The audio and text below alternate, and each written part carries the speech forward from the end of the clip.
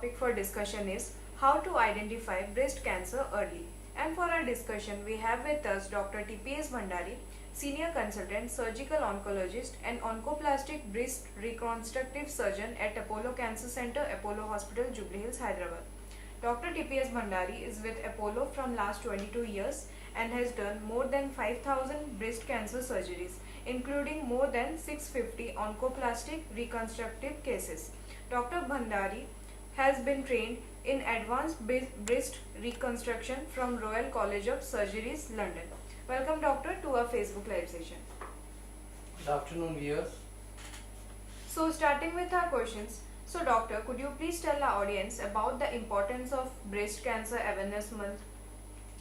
See, breast cancer is one of the leading causes of cancer in India, and apart from that, it is one of the leading causes of death due to cancer in India.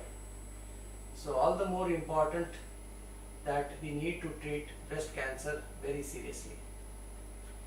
So as a part of that initiative, it has been dedicated that the month of October is dedicated to breast cancer. So a lot of educational activities, promotional activities, and basically spreading awareness about breast cancer takes place in this month. So with all this awareness going around all over the place, the women become more aware about the risks involved due to breast cancer and in what way they can lead to early detection of breast cancer. So, doctor, how common is breast cancer nowadays? The latest reports suggest that breast cancer, which is the number one cancer in women in India, it accounts for about 14% of all cancers in women. And it has displaced cancer of the cervix, which used to be a leading cause about a decade back. And being the number one cause of cancer in women, it accounts for approximately 2 lakh cases per year. This is based on the 2022 data, and it is estimated that by the year 2025, more than 2.5 lakh cases of breast cancer per year would be diagnosed. And now these are the cases which have come to the registries or in the urban centers. But the cancer load must be much more than this, especially in the rural areas where majority of the cases still are not diagnosed. So we can just say that the total numbers of breast cancer must be much more than what are being touted. So, doctor, are there any particular reasons or causes for this rise? See, with rapid urbanization, if you see, they say that 1 in 28 women in India, 1 out of 28 women in India is likely to develop breast cancer during the course of her lifetime. The same data, if you go, the chances of a woman developing breast cancer in the urban centers is 1 in 16 or 1 in 18, whereas it is 1 in 60 in rural population. So why is this large difference between urban and rural population? One of the reasons could be that reporting of breast cancer in rural population may not be that good. The second most pertinent reason is that in urban population there has been a marked change in the lifestyles. More and more women are working now, and with that there has been a change in the lifestyle, the dietary habits, increase in consumption of fat and fatty foods. Any of these things leads to increase in fat in the body, which in turn leads to increased estrogen stimulation of the breast tissue, which in turn leads to breast cancer. So eating fatty food is one, consumption of alcohol and smoking is two. Then with constraints of time, late marriages, not having children at an early age, then not feeding, no breastfeeding. These are some of the contributory causes leading to breast cancer. Apart from that, with the constraints in time, women are not able to give time to their own well-being. So they go to work, do their work, come home, do the housework and go to sleep. So they are not able to have an active lifestyle, in the sense that they are not able to exercise regularly, and all these things lead to fat accumulation in the body, which over a period of time leads to increase in the body fat. And again, as I told you, this slowly over a period of time may lead to stimulation of breast cancer. So basically, how I would define it is that rise in breast cancer may be due to, there are two factors, modifiable and non-modifiable factors. Non-modifiable factors are due to your sex. Women are, as I told you, chances of developing the breast cancer are high. Gender, as they tend to age, increasing in age will also lead to breast cancer.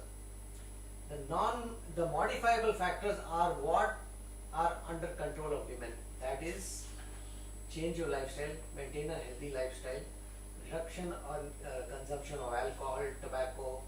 These are some things.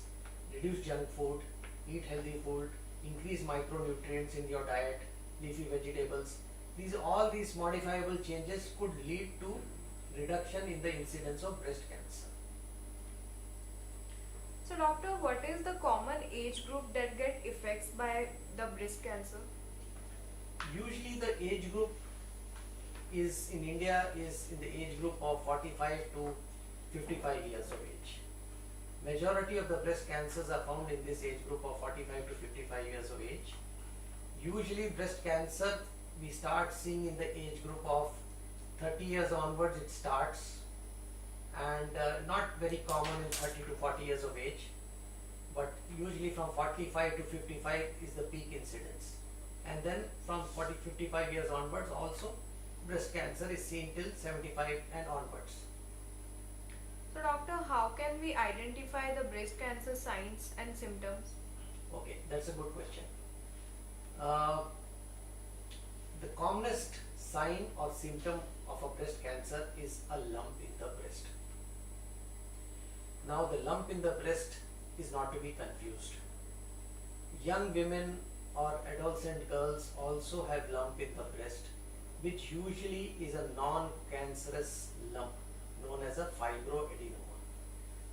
Not all lumps in the breast are cancerous. If a recently diagnosed lump is found in a woman, age group of 35, 45, 55, 65 onwards, then more often than not, it has a chance of being cancerous. A lump which has been there since childhood to adulthood, chances of it being malignant are extremely rare. It is most likely what we call as a fibroadenoma, non-cancerous lump. But a recently diagnosed lump, suddenly while having a bath you felt a lump which was not there before, in these age groups of 35 onwards, then more often than not it could be cancerous. So it has to be dealt with very, very seriously. That is the first sign. More than 90% of the breast cancers present as a lump in the breast. Apart from that, we have what we call as nipple discharge, which is red in color. Blood stained discharge is the proper term. In 10% of the breast cancers, it can be one of the signs of breast cancer. Apart from this, while examining a lump in the armpit or changes in the skin texture or dimpling means that the skin looks like it's going inside on the breast. These are some of the common symptoms, and a very significant sign is if the nipple goes inside the breast, what we call as retraction of the nipple. This is also a very serious sign of breast cancer. So these are the common signs of breast cancer, chiefly breast lump, nipple discharge, lump in the armpit, change in the skin texture and contour, nipple retraction or dimpling of the skin. So, doctor, are there any ways by which one can perform a breast self-examination? It's again a good question, and it is one of the simple things which can be done by a woman to try and detect a newly formed lump. While you are having your bath in standing up position or after having your bath in lying down position, you should examine the breast maybe at least once a month, especially when the periods are not there, especially once a month. And the way to examine a breast is, do not use your two fingers and thumb. Do not pinch the skin between your two fingers and thumb, because even if there is not a lump there, if you do the examination using your two fingers and lump and you just pluck the skin or pinch up the skin, even if there is not a lump, you will feel a lump. So the correct way is, use the palm of your hand. Use the palm of your hand and just roll the palm of the hand over the breast in circular motion, clockwise first and then anti-clockwise. And if there is a newly diagnosed lump there, you should be able to feel it. So the best way of examining a breast is after a bath or during a bath, in standing up position and lying down position. Just roll your palm over the breast in a circular and a anti-clockwise direction. You should be able to feel a lump. So, doctor, if any abnormalities are felt, which doctor is ideal to consult? If there is a newly diagnosed lump you find during your self-breast examination, definitely what I would suggest, that if it is a young patient, say under 30 years of age, you could see a physician and a lady physician who would also examine the breast for you, and following that, depending upon what investigations she writes, then we could take it forward from there. Any lady in the age group of 35 plus, it is better to get that newly felt lump, palpable lump, seen by an oncologist, because apart from examining the breast lump, he would advise you the correct tests you need to undertake following the detection of the breast lump. So, doctor, how does a doctor diagnose a breast cancer? See, once a patient comes to us with a lump, we examine the lump, and based on the age and the clinical suspicion, based on the feel of the lump, we order certain investigations. Patient below 40 years of age, where the chances of the lump being malignant are less, we order what is known as an ultrasound of the breast to see what we feel by hand, how suspicious it is on radiology. The patient is above 40 years of age and it looks like it's a clinically suspicious lump, then we order what is known as a mammogram. Mammogram is a scan of the breast tissue and it has got a very high sensitivity and specificity.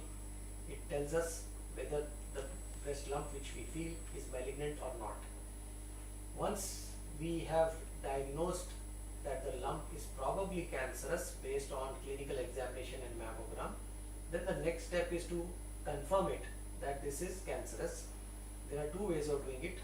The gold standard is to do what is known as a true cut biopsy, which is a needle biopsy, and in some centers where the needle biopsy is not available, we do what is known as a fine needle site aspiration cytology, where only some cells come out. The gold standard is the needle biopsy. If that's not available, then fine needle aspiration cytology. These two tests will confirm us that the lump which we are dealing with is malignant. Following which, once the diagnosis of a breast cancer has been established, then the next step is to see what is the stage of the breast cancer. Has it spread to any other part of the body? So a very simple test known as a PET-CT scan is there. This scan scans the entire body and it will tell you with a fair amount of certainty whether you are dealing with stage 1, 2 or 3 or a metastatic disease. In centers or in areas, smaller cities and towns where PET scan is not there, then simple CT scan, bone scan. These are certain investigations which can be done. By this, we can establish a diagnosis of breast cancer and at the same time, what is the stage of breast cancer, so that based on this, the further treatment will be decided.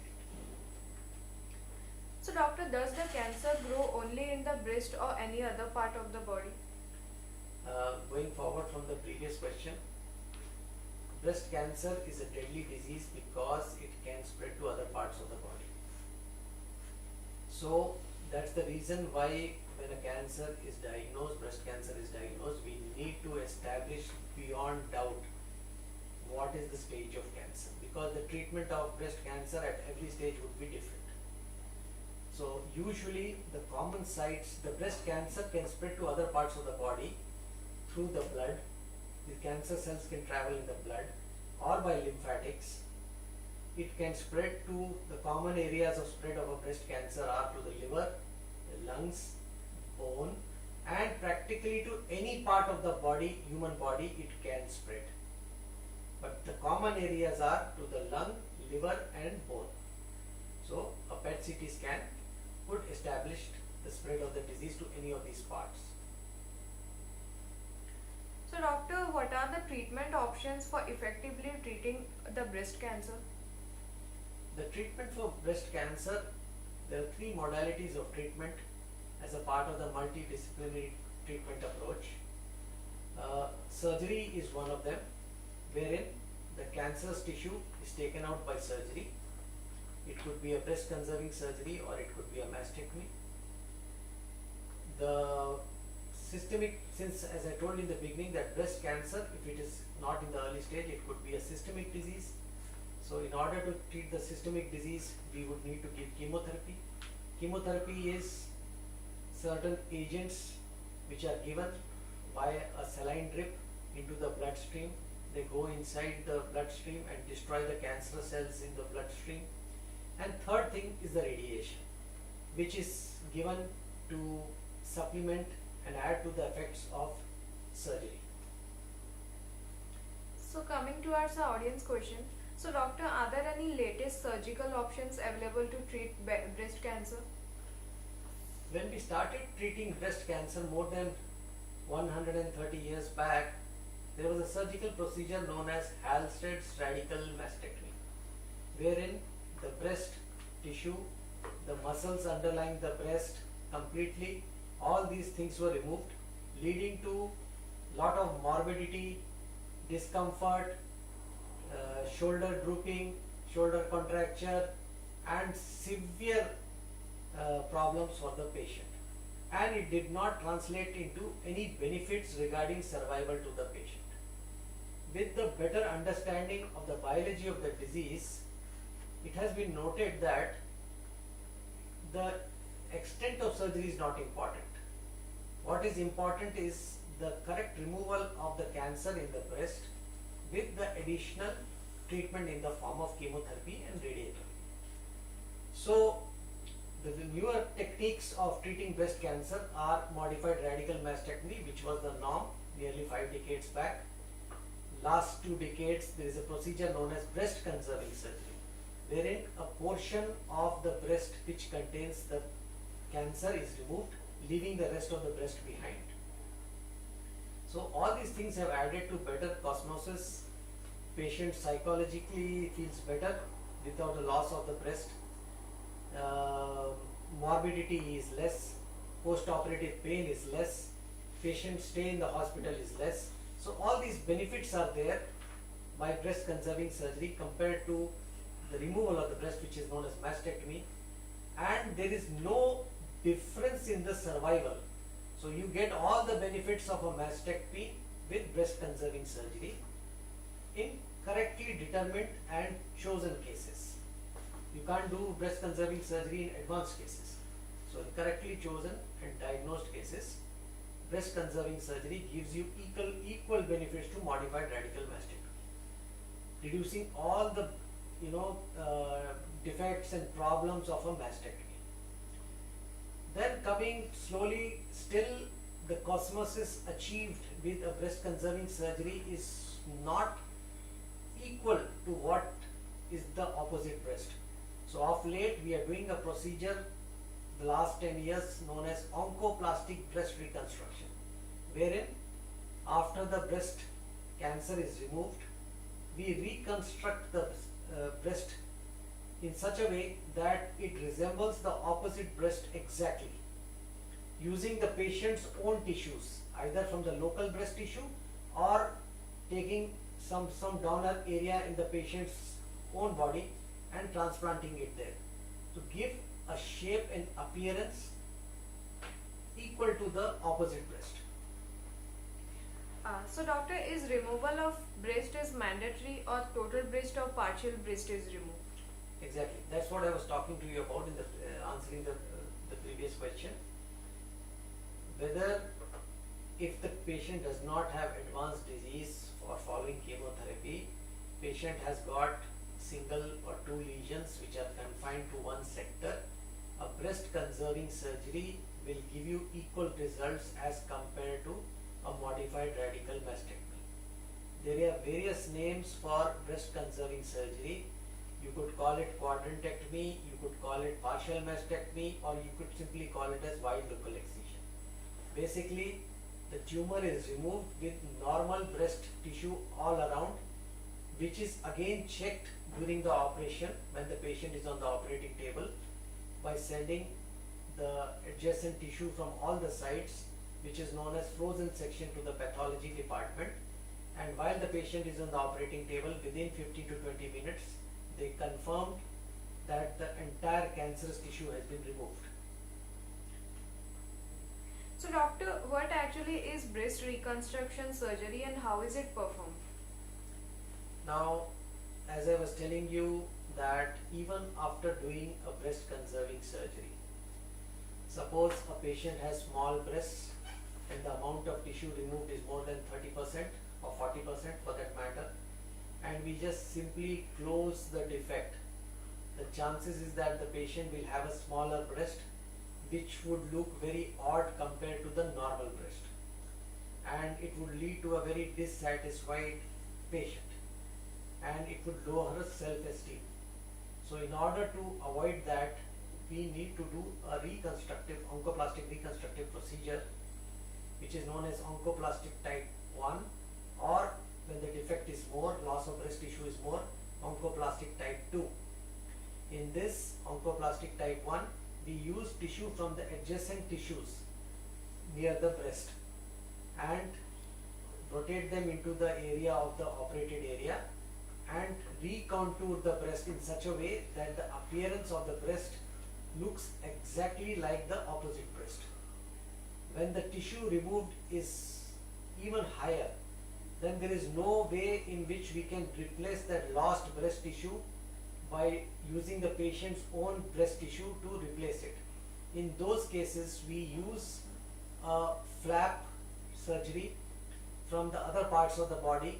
It may be what we call as a tram flap from the tummy area, abdomen, or what we call as an LD flap from the back of the patient's back. And these tissues, along with sometimes some other flaps which are present in the adjacent skin, we bring them into the operative area of the breast tissue which has been lost and give the contour back to the patient resembling the opposite breast. Sometimes when the patient has extensive disease, what is known as carcinoma in situ, it is a stage just before cancer, and the possibility of that entire breast being involved with small nodules throughout, known as carcinoma in situ, is there. Or there are sometimes patients of BRCA1 and BRCA2 positive in whom we have to do what is known as a prophylactic mastectomy. In those patients, we remove that entire breast and leaving the skin and nipple areola complex and replace that loss of tissue by an implant which will remain in the patient's body. So doctor, what are the chances of cancers coming back?